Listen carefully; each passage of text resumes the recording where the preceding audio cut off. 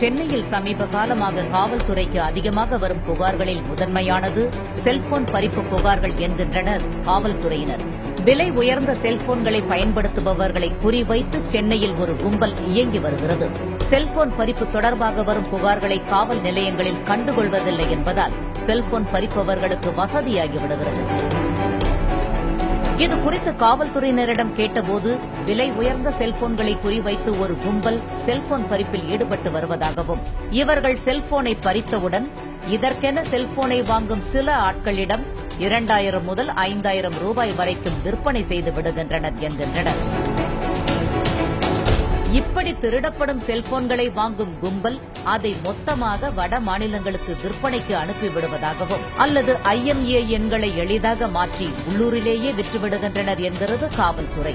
காணாமல் போகும் செல்போன்களை கண்டுபிடிக்க முடியாதா என்று சைபர் பிரிவு அதிகாரிகளிடம் கேட்டபோது அவர்கள் கூறிய கருத்து அதிர்ச்சி அளிக்கும் விதத்தில் உள்ளது. 100 செல்போன்கள் காணாமல் போனதாக வரும் புகார்களில் 2 செல்போன்களை மட்டுமே கண்டுபிடிக்க முடிகிறது. மீதமுள்ள 98 செல்போன்களின் IMEI எண்களை எளிதாக அழித்து விடுகின்றனர் என்ற அதிர்ச்சி தகவலை தெரிவித்தனர்.